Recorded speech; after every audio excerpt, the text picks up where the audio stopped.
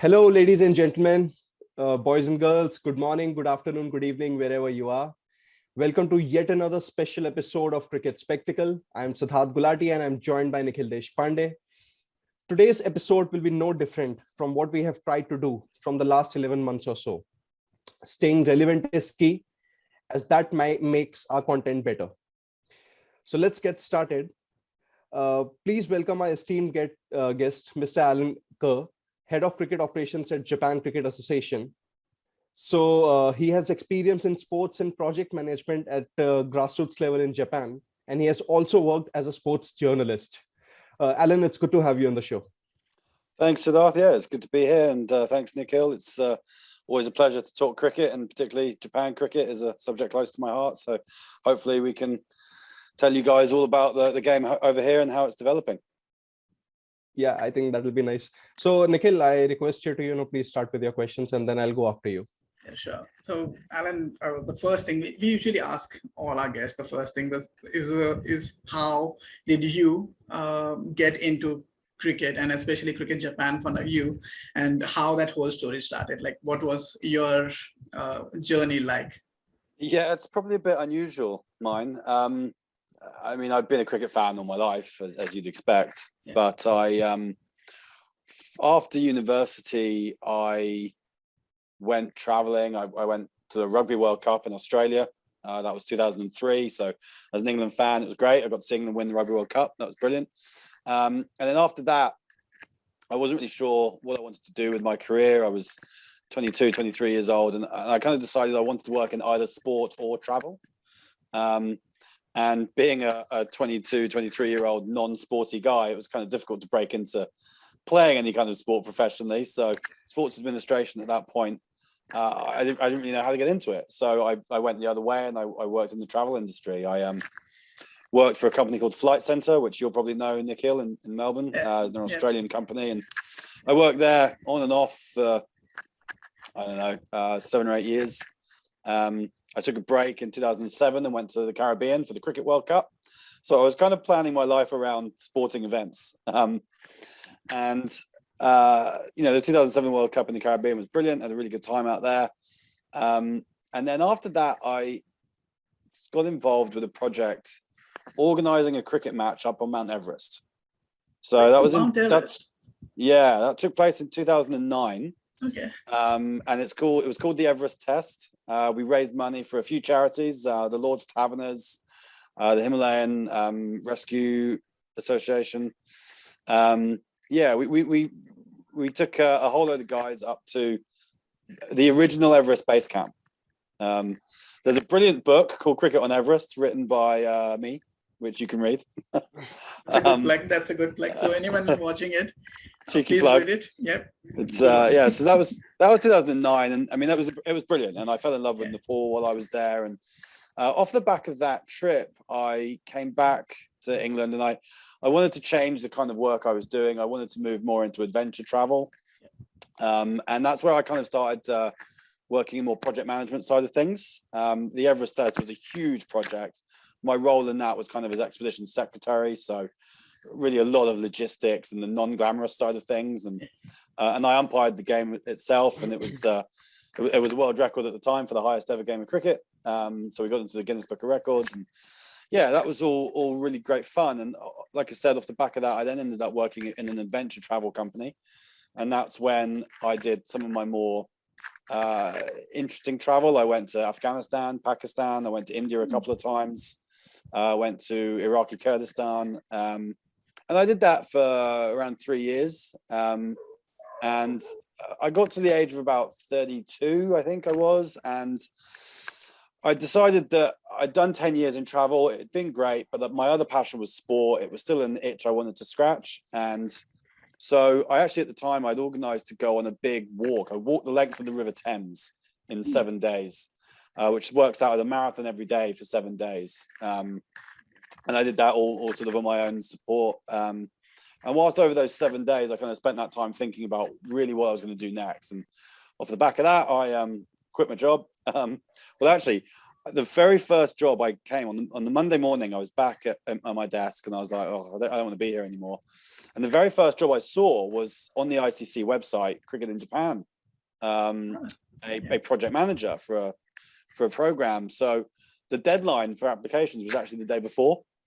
So I fired off a quick email to the name that was there and said, look, I've seen that the deadline was yesterday. If I get my CV in, will you still look at it? And I got the reply saying, get it in today and we'll have a look at it.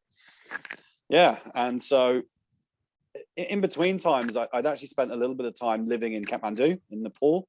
After I got back from the Everest test, I decided that I wanted to try living overseas, and I went back to the company that had helped us organize that and give something back to them. And I worked with them for 3 or 4 months, but ultimately I couldn't get a visa to stay longer.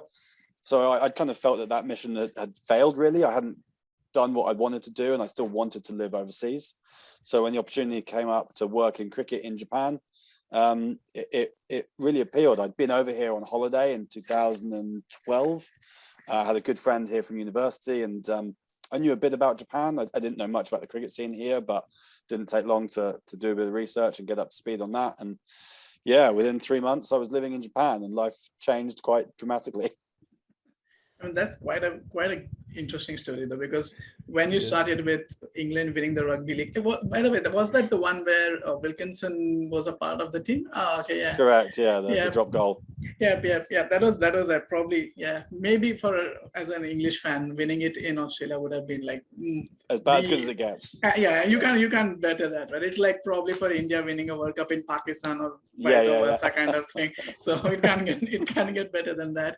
But like you said, your journey in particular, your personal journey has been like, it's so varied and it's so unique compared to what I have never heard anything like that. First of all, I didn't know there was a match at Everest. I didn't know you could play anything near Mount Everest. Well, we took a pitch up there, and we took a flicks pitch up there and rolled it out, and we had to move all the boulders and everything. So the pitch didn't exist until we got there. Yeah.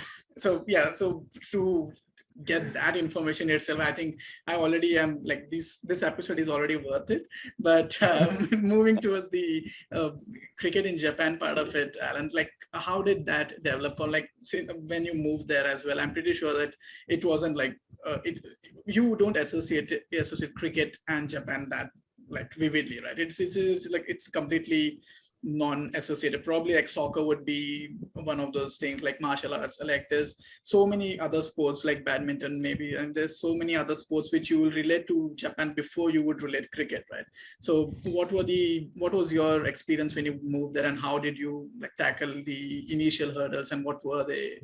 How did you face that experience? So when I first got here, my job specifically for my first 2 years was to build and roll out a junior cricket product for under 12s.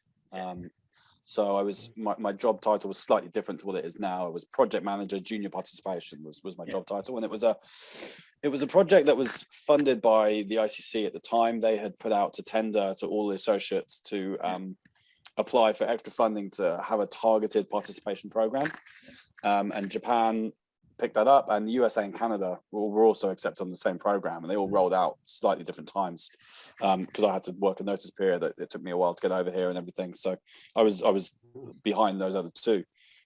So the very first obstacle I actually encountered was the Big Three takeover at the ICC, which you may remember in I'm going to say January, February 2014. Absolutely. I'd only been in the job like a month and been in the country like a month, and having packed my bags and moved all the way across the world to then find out that the ICC were completely overhauling their governance, and the chance that my project would be discontinued after a year was a bit of a shock. I was on a 1-year contract, but had been told that it was the idea was for it to be 4 years.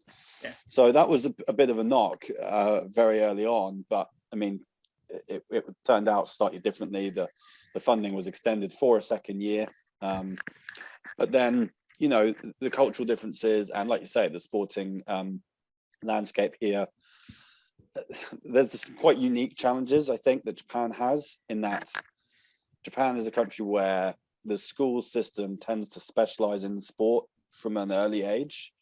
So when you finish elementary school at the age of 12 and you move into junior high school, they have what's called the Bukatsu system. And in that system, you pick your club, and then that might be a sport club, it might be an academic club. But that's what you do in your extracurricular activity time. You do one thing and you do it all year round.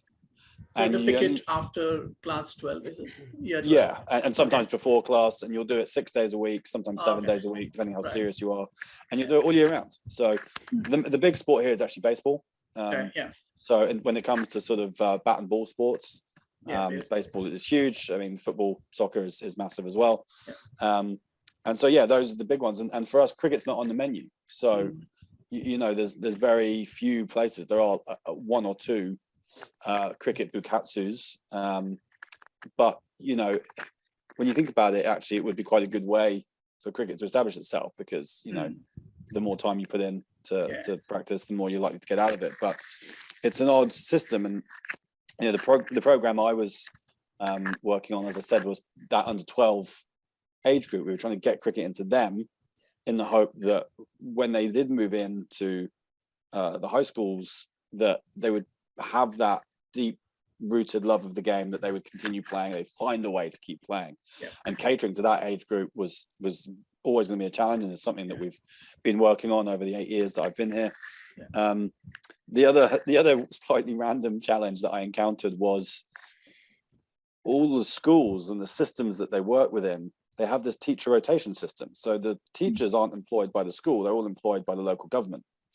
And so at the end of, or at the beginning of every academic year, the teachers can get moved to a different school with barely a week's notice, just somewhere within the city. So, and the way you find out is you open a newspaper on a certain day, and it tells you. They also learn about it in the newspaper, or Okay, that's very interesting. It's bonkers, isn't it? So then you might end up working at one school for 10 years, or you could work at 10 different schools over 10 years.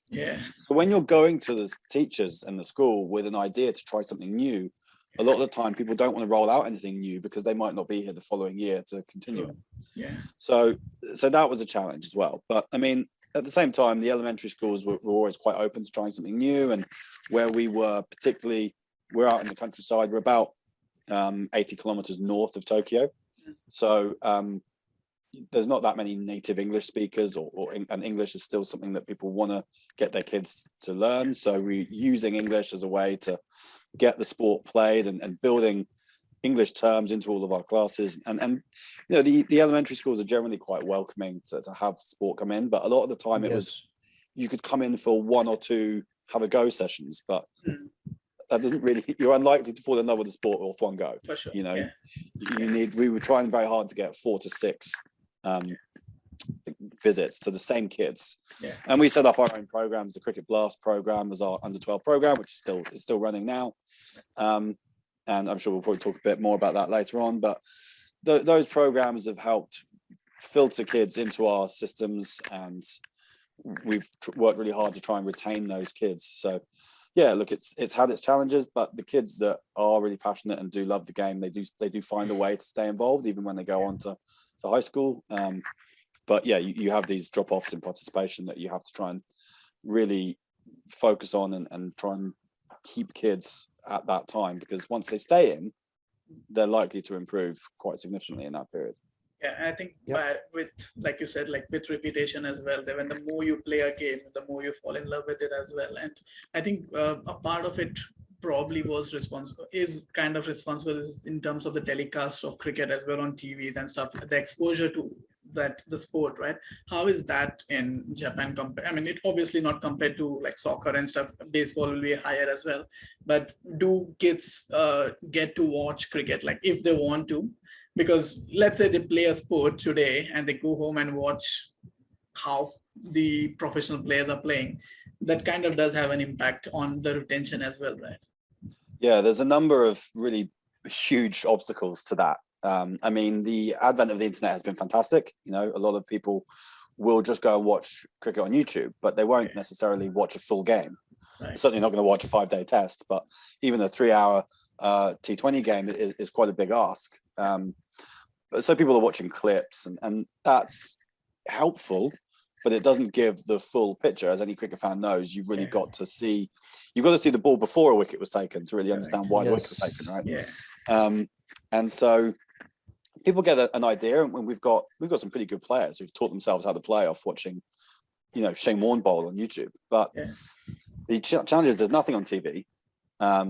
And all the YouTube stuff is still in English, obviously. There's nothing in Japanese. Yeah. So kids who don't speak any English, then it's difficult for them.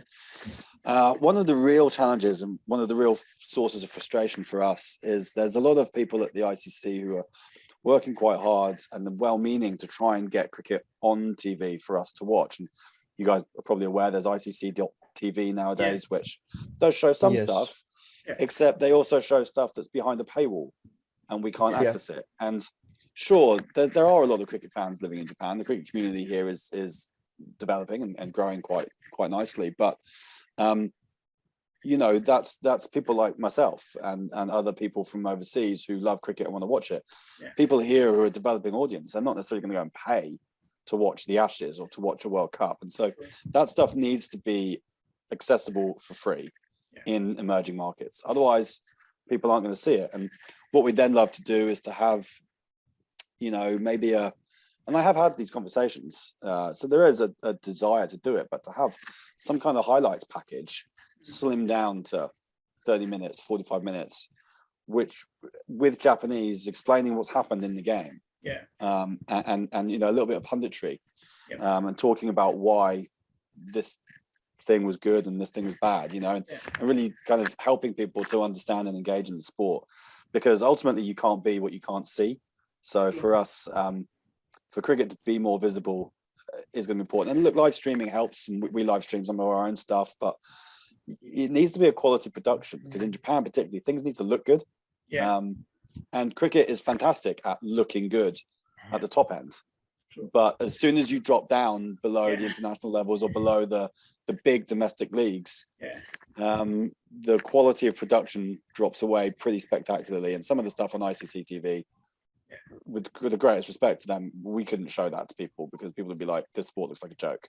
I mean, I get what you're saying as well, because like in cricket, like many other sports, the ball actually moves so quickly as well, because it's like you can bowl, and if I hit the ball on the offside, and let's say it takes an edge and actually goes to third man instead of cover. The camera's gone this way. Exactly, and the ball's there, and then it just looks funny, because it is what it is, right? Like you don't have multiple cameras at a venue, then it would look pretty funny. And that kind of it definitely ties into the problem of the selling part of it, because like I totally relate to what you're saying in terms of like from a marketing perspective, because as someone from social media, that is probably my biggest pet peeve, to post something of low quality video, because it just is such a repulsive thing in today's time, because, and especially for you, maybe because you are trying to sell it to kids who probably are the toughest market to capture, right? Because adults would understand, like a 20-year-old kid wouldn't go,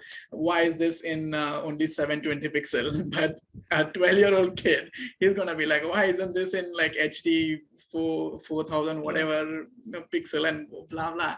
But in coming back to the people who are playing the game though, Alan, like, do you see natives from Japan are like a dominant section of the market, or is it like mostly related to expats? Because the countries which we have spoken to earlier, like Scotland, Germany, even we spoke to Iceland as well recently, majority of their playing population is like expats, and the second generation expats as well. So what's the split like not exactly, but would you reckon how does that look? I'd say I mean, look, women's game is 100% Japanese, pretty much, maybe 99.5. But the men's game, when I arrived, we would say it was probably around 50-50, maybe slightly in favor of the expats. Since then, the community has grown a lot. Japan has had an interesting shift in immigration policy over the last kind of 10 to 15 years, where we're getting a lot less migrants from China and Korea, as relations there have become a bit tense, and we're getting a lot more from cricket playing nations, India, Pakistan, Sri Lanka, Bangladesh and Nepal particularly have all seen their populations in Japan rise a lot. And that's great for us. And we've put quite a lot of effort in to engage those communities. A lot of those guys were playing their own sort of tennis ball, tape ball competitions around in various places of the country where there aren't cricket grounds. They'd find a field somewhere and play. And we've worked quite hard to engage those. So the percentage, and the community has grown, so the percentage of expats has probably gone up. But I still feel that the number of Japanese players has increased, despite the percentage perhaps dropping more to 60-40 now against. But, you know, we're talking about, oh God, as of, I should really know this, as of pre-pandemic, we were up at around just short of 5,000 registered players. And I'd say that, you know, yeah, you'd be somewhere to more than a third of those were native Japanese players. And that we've also, our Japan national team for the last, I'm going to say 6 years, maybe 7 years, has been 100% Japanese nationals. We had very strict eligibility criteria, more so than the ICC. We wanted to make sure that the people who were playing for Japan were role models and could be, you know, easily identifiable with society. We have changed that in the last couple of years. Not that we haven't, our men's team haven't played a tournament since 2018. So it's kind of international cricket at our level is rare. So, you know, for us, obviously our goal is to develop a Japanese cricket playing audience and fan base. That's nice. So Nikhil, I'll take over from now, from you now. So Alan, I have a question that what's the current landscape of franchisee-based cricket in Japan? Franchisee-based? Yeah. Well, look, there's no franchises. Probably and clubs would be a better way to put it. Clubs. There's no, you know, full-time professional cricketers really. We did just announce, we had the first player gain a professional contract. We actually announced that on Wednesday. One of our women's players, Shizuka Miyagi, has been signed up for the Fair Break Invitational Tournament, which is taking place in Dubai in May. So that's the first time a Japanese player has signed a professional contract to play in a competition overseas. But in terms of clubs, I guess we've got, I mean, I'll explain the structures, that might make it a bit more easier to understand. We have a 40 over league and a T20 competition. So the T20 competition is based around our regions. So we have 7 active regions. There's 9 in total, but 7 who hold their own T20 domestic league. Those will vary from having 3 or 4 teams to 10, 12. I think the biggest one's got 14 teams in it. Those teams play throughout the season and they qualify for Japan Cup finals, which takes place in October every year. Within that, we've then got the Japan Premier League. So the 5 biggest regions each have a regional representative team, and they will play in a 3-day tournament called the Japan Premier League. And that's kind of the highest standard of cricket in Japan. And I guess that's one of the things that we try and promote and market as the best level of cricket that we have domestically. The 40 over league. T20? Is that a that's T20? T20, yeah. Oh, okay. Yeah. So to give you an idea, last year, and that competition is called the Japan Cup, which is the regional competition. That had about 60 teams in it last year, I think, maybe just shy of that. And that's up from about 16 in 2014 when I got here. So that's a big 4 times, almost 4 times. it's a big growth in a short amount of time. Yeah. The Japan Cricket League is the 40 over competition that runs through the season. When I got here, I'm going to say there was about 16 or 17 of those teams playing across 2 divisions. Now we've got 3 divisions, and there are, as of last season, 27 teams. That'll probably go up to possibly around 30 this year. That's for the 40 over. That's the competition where we really try and build clubs. Yeah. So even though you've got 3 leagues, you might have a club with a first 11 third 11 play in each of the divisions. Yeah. Whereas in the Japan Cup, basically anyone can form a team. You could move to Japan and call us up at the start of the season, say me and 10 mates want to play in the Japan Cup, and we'd assign you to the relevant competition depending on where you're based. But the Japan Cricket League, you've got to be a proper club with a structure. You've got to have, a constitution, a bank account, a committee. You've got to have a junior team. You're looking to create a women's team. So, yeah, there's a few clubs that are really growing quite significantly and are well set up now that they'll survive anything really. Those clubs, they're very much built into the landscape here. So do they have like tiers in terms of like men's, women's, and kids under 16 or something? Yeah. Or so they have they are a parent club for all those. Yeah, so I mean, going back to the challenges when they first arrived, one of the big challenges was there was nothing really between under 12s and senior cricket. Yeah. So a kid would finish playing under 12 level with a rubber ball, and would then at age 13 be playing against men with a hard ball. Yeah. So that was a bit of a jump. So now we have an under 15 and an under 19 league.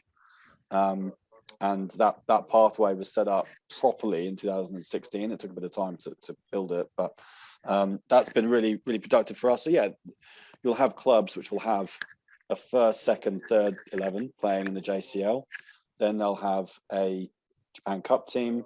Then they'll have an under 19s and under 15s and hopefully an under 12 team playing in the Cricket Blast competition. And then ideally they'll have a women's team too. There's one club in Japan that ticked all of those boxes last year. And hopefully there'll be a few more to come. So yeah, it's really promising and hopefully that can continue and set an example for other clubs to follow, because if you have the right structures, in the past you'd have a club that might have been built off one person's passion. If that person goes back to their home country, the whole club falls apart. Yeah. So that's not sustainable. So yeah. So how did you and the whole of say maybe Japan cricket setup manage to get going in these crazy times that we live in from the last couple of years or so? Yeah, it's been hard. I mean, honestly, last year was actually harder than 2020 because in 2020 no one really knew what was happening and everything was off. Yeah. And then we restarted. So for us, our cricket season normally runs from the very start of April through to the very end of October. Whereas in 2020, we didn't get started until July. So we had a reduced season and we played our final, I think, on the last weekend of November. It's pretty cold, it gets dark pretty early. But then last year was really stop-start because the government kept changing their rules, and certain areas where you might have grounds would say, oh, you can't use this ground and you can't use this ground, and all of a sudden people have got to travel 4 hours to the nearest cricket ground, and it became very difficult. And we had the Olympics last year in Japan as well, so that the government were very kind of cautious around that, and the Japanese government is cautious about most things. So yeah, that has been really tough, and yeah, like our numbers have gone down. Definitely, we've struggled and suffered along with everyone else. Women's cricket has been hit quite hard, and actually the area that I'm most worried about is possibly university cricket, because that traditionally has been a good place for people to learn and to find the sport. But students haven't been able to play any sport. Their university has said like there's no sports clubs running. So we've missed getting the new intake for 2 years now. It's the third year coming up now, and you just got to hope that people are going to be able to recruit new players, because otherwise you're going to have 3 years. I mean, university in Japan's 4 years, but if this continues, a sport like cricket that relies on sort of a year on year being handed over, it's not well known in Japan yet. So if there's not people to hand it over, it will just stop. Yeah. And that could really cut off a pipeline for us, particularly for the females, because the boys are still coming through, but the girls, if you're picking up a bat for the first time aged 18, the chances of you developing to a high level player is quite slim. But for girls, it's really not. You could develop quite fast. That's been a worry, definitely. But look, we're quite lucky. We've got this cricket ground on our doorstep, and we have been able to hold most of our competitions. The most frustrating thing has been we were due to host international competitions in 2020 and 2021, and we lost out on those. The most significant one being the under-19 World Cup qualifier. With that not being held, that cost us a place or an opportunity in the World Cup, having gone to the last one. So that was a pretty difficult one to take. Yeah. So, I was basically about to ask you about the landscape of women's cricket only, but you really answered that. So, I think one final question to you is that, what's that one piece of advice that you would give to the younger Japan players who are making their way into cricket? Probably even others as well, right? Like, I mean, yeah, because I think many of our viewers as well, in terms of the following, is probably from people from emerging cricketing countries, right? So, like in general, like I think you would probably know a bit more detailed knowledge about the Japanese community and that build. But in general, though, like if you are talking to a youngster, like what would you tell them? How would you rope them into love the game of cricket? Honestly, for me, it's just to stick with it. Because there's so many obstacles to sport, there's so many distractions, there's so many reasons not to do things. Whether it's playing on your phone, your iPad, or whatever the latest console is, living an active outdoor lifestyle is important for so many reasons. But look, for me, ultimately, cricket has given me the best life experiences I've had, the best friendships I've made. And I think cricket is unique in sports in that you have that time off the field where you really get to know people. I mean, the amount of times that you're just sat on the boundary edge, waiting to bat or after you've got out, and you really get to know people. You might travel away with them, you might go on tours, and most of the sports don't have that. And that's what really makes cricket, I think, special. Is the human connections that you can make and the learnings you can make from other people. And I think that's really special in terms of building sort of camaraderie, team spirit, and just broadening your horizons as a person. And my favorite thing, you talk about more specifically emerging nations. One of the things that we've been really proud of is how cricket has helped Japanese people who are naturally kind of introverted, and Japan is kind of an insular society. It didn't even open up to the rest of the world until the late 1800s, having been completely shut off from people coming into the borders for 200 years. So, that sort of mentality still exists. And so now I've had guys in the Japanese cricket community who have said that before they started playing cricket, they were actually afraid of foreigners, people that they might see, guys like you or me, walking down the street. They would cross the road because they were a little bit scared of them. But having played cricket with and against them, they've learned that that's really not an issue. And it's an education thing. It's broadening people's horizons, and that's been really great, and I hope we can continue to do that. I mean, that's absolutely nice. I completely agree with the fact that the multicultural aspect of it is pretty important as well, because like just playing a team sport in general gives that kind of camaraderie, and just knowing the person right next to you, and it's just opens so many doors. Like you see it in soccer, you see it in cricket, you any team sport, basketball, anything that you take, and that's kind of the gist of sports, right? Like just that whole togetherness and the teamwork of it. I think this probably has been one of my favorite episodes so far, in terms of like how much we have learned about cricket, and especially from a nation which is not like renowned for cricket, but the growth which you have spoke about, like even in terms of the numbers, like 5,000 registered players, it's pretty big. Like 60 teams participating in any tournament is still pretty big, considering we at least need 11 players per team plus a couple of backups in case someone gets a call up or has some work or anything on that. So that's really pretty cool, and I really wish you guys a lot of luck, and I want you guys to be a part of the upcoming years, and just like in terms of watching you guys perform at the highest level, because as much as we love our Indias and Australias and Englands and South Africas, cricket is about growing that sport in every possible nation, right? And it's a growing sport, and I really wish that, and I'm pretty sure, Alan, you'll get them right. You'll get them there. we'll make sure about that. I have the same advice that I said just then, of sticking sticking with it. It kind of applies to me as well. You know, you got Yeah. to keep on going and keep believing. When you're a sports administrator, you need to believe in what you're doing and love what you're doing, and hope. Yes. I'm lucky that I do. So, you know, we'll keep on plugging away, and hopefully, like you say, you'll be seeing more Japanese players in professional leagues, and hopefully Japan playing in World Cups again in the future. That's the hope, and we are completely behind you and cricket in Japan as well. Thanks for talking to us, Alan, and sharing the wonderful insights about your own personal journey as well as cricket in Japan. And for all your viewers who are watching, please like, share, subscribe, and just follow all the emerging nations, right, including Japan, and in this case, even read Alan's book. It's in the plug at the start of the episode. Don't miss it, and I'm pretty sure I'm going to do it. So, good man. I'll also mention that the best places to learn about Japan cricket, the Japan cricket website, which is just cricket.or.jp. Yep. We've got an Instagram page, Japan Cricket, Twitter and Facebook. We're really active on all of those platforms, so lots of information there. And as of last season, I actually started the Japan Cricket podcast as well, so you can go and have a listen to that too. That's perfect. That's nice. All right. On that beautiful note, we'll sign off. This is me, Nikhil, Sidharth, and that was Alan. We wish we'll bring you all more of such brilliant episodes.